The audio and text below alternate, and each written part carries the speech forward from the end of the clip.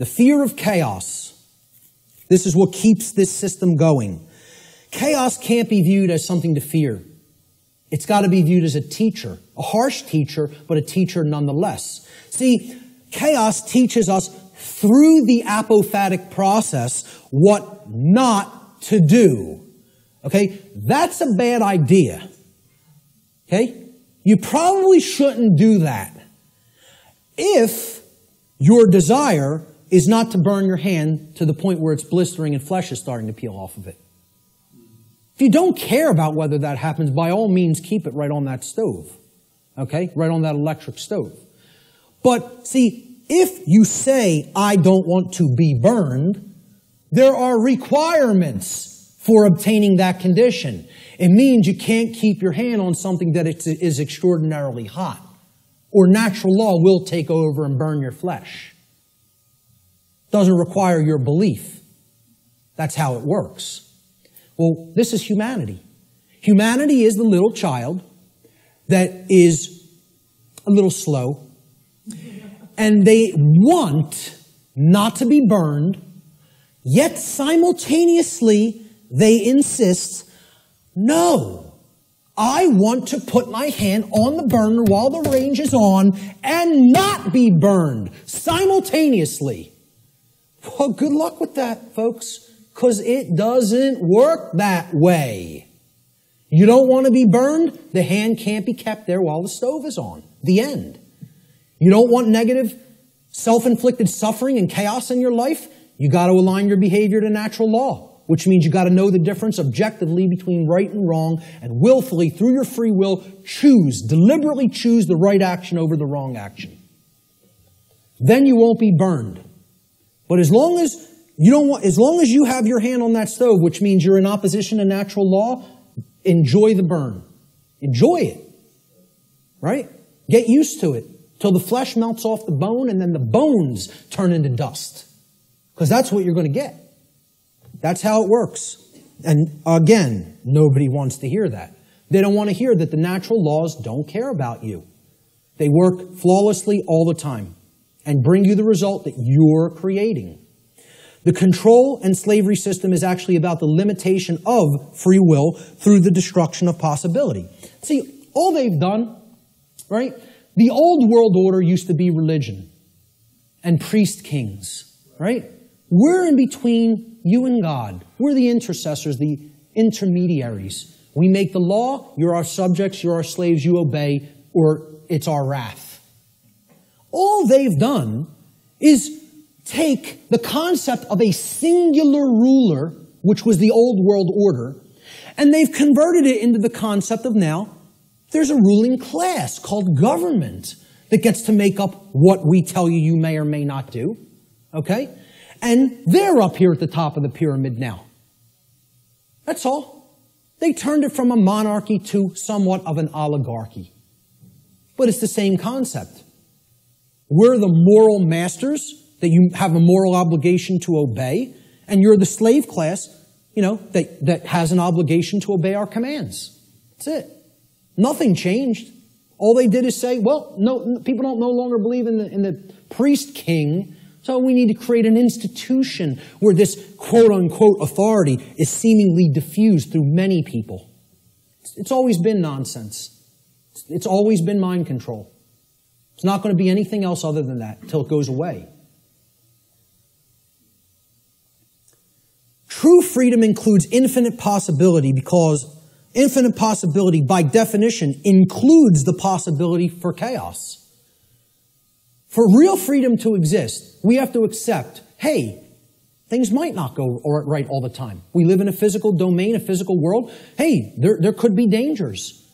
Nothing could ever be sanitized or made completely safe as far as physical world activities are concerned. There's always going to be the possibility something could happen, go wrong, somebody could get hurt, chaos could happen. Okay? If you live in that state of fear that that's going to happen, what is that? Is that high consciousness or low consciousness? It's low consciousness. Low consciousness can only create what? Chaos. The fear of chaos itself can only get you more chaos because it's based in fear. As we see, just keep referring to that expression chart. You know, go online. I have slides of it online. It's in videos I've done. Print it. Read it. Look at it. Print it and stick it up in your home. Understand how that chart works. You know, those expressions that I went over, those 10 expressions. The possibility, okay, of chaos from manifesting, the possibility that it may manifest has to be embraced without fear if we're going to be truly free. It must be embraced. You have to say, I am going to allow for the possibility that chaos may occur. Because that's getting out of the consciousness of fear. Which, that's what will lead to freedom. Removing that fear. The fear of the possibility of chaos is actually equated to the fear of true freedom. When somebody says, I can't ever believe that a system with no masters could work out. I can't even envision how it could work out.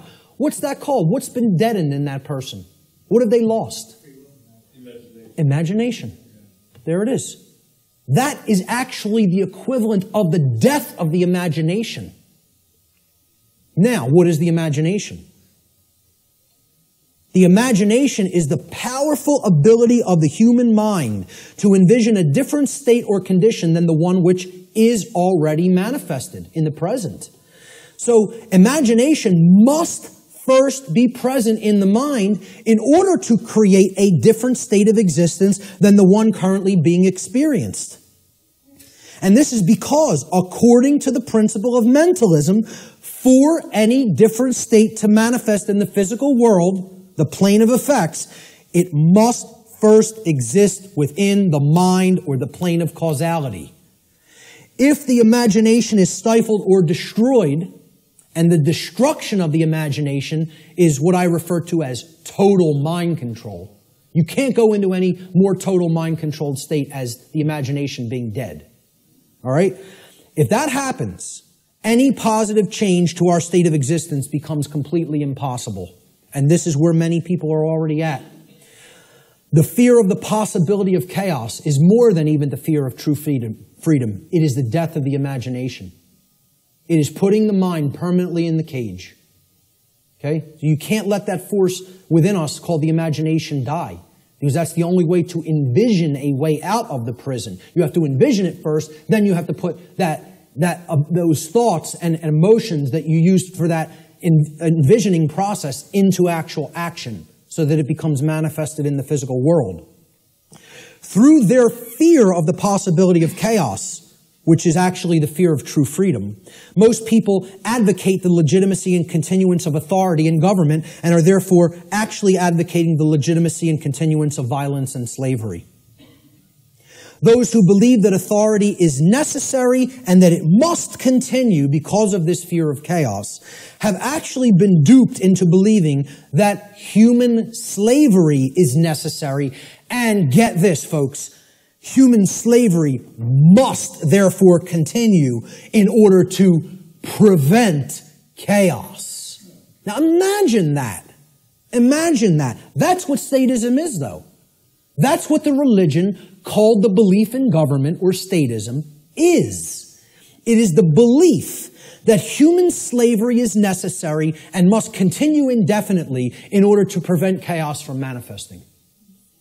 Now, tell me how that could possibly work. Can violence and slavery, which is actually what government is a euphemism for, statism and government are just euphemisms for violence and slavery. Okay? Can violence and slavery ever possibly prevent chaos? Why? What? Why can't it? Because they are chaos. Violence and slavery are chaos. We are already in the state of chaos. Being held under the threat of violence and duress, which is slavery, is the state of chaos. So forget about fearing chaos coming on. You're in it now. Surprise, surprise. Hate to break the news to you all. Okay? We're already in the state of chaos. We need to create real order by getting rid of violence and slavery.